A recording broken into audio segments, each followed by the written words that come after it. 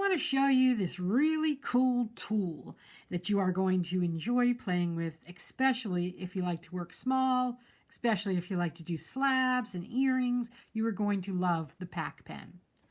The PAC Pen comes in a little box like this, and Agnes is the owner of the company, and she has sent me this particular set. It comes with a little stand, and these are the different tips.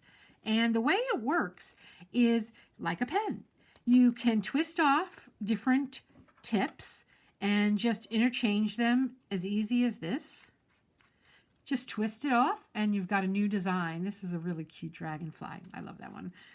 So it's very easy to operate. These ones will cut holes if you're making a hole for a necklace or for earrings. There's a smaller one. And it's just really simple to change out the tip. And there are a lot of tips. She has a whole bunch of different tips. So pretty much the sky is the limit. Just go onto her website and I will link it below. And you can see all the different tips. And I think you'll really enjoy it. So it has this little doohickey on the end, which is like a pen. So basically it will push out your clay. So let me show you to better illustrate. You can roll out a sheet of clay. And I've done this. It doesn't matter the thickness. It's totally up to whatever project you're working on. And what you would do is go ahead and stamp into the clay. Now this is really super sharp for clay. These are resin printed. So you've probably seen 3D cutters. Well, these are done with a different kind of 3D printer. And they're resin printed. Now, okay, so this one got stuck, and this is what I want to show you how it operates. So this one got a little stuck into the pen. Now, when I push the end, the little part for the pen, that little mechanism pushes it right out. How cool is that? So it's not going to get stuck in there permanently. You're not going to have to dig it out. The only thing that could possibly happen is this little, let me show you, there's a little tube in there. Or it's not a tube because it's not hollow, but a little pin in there, and it could leave a little mark on. And that's the only little thing that you might have to touch up. And you can do it as easy as dotting it with your finger. And it's easy cleanup. So let me just pull these off.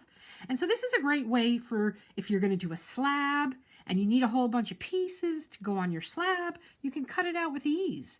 If you are going to do miniatures, these are perfect for miniatures. I think her website said they were a 1:12 scale. If you're a miniature person, you know what that means. So these were made, I believe, for the miniature market, but they work amazing for polymer clay and creating jewelry and things like that. So let's play with one more so I can show you again how they look, because the designs are so crisp. That's what I love about it. It's very hard to get crisp designs in a 3D printed object. And I'll tell you that from experience because we make cookie cutters. However, our cookie cutters are not printed with resin. They're done with a different thing called PLA. But anyways, that's besides the point. You can't get these crisp designs with the PLA like you can with this resin. So super sharp, super detailed, and really super cute.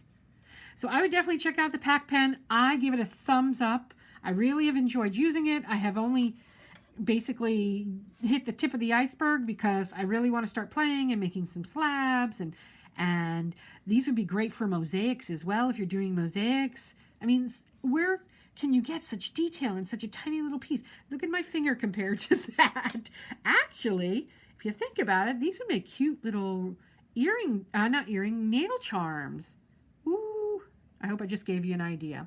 So play around with it. I will have the links below where you can get yours from Agnes. She's in the UK, but I do believe she ships all over, and you can check it out there. One last thing, let's open this other end so you can see what's going on that end. Very much like a pen, it has a spring and it has the rod.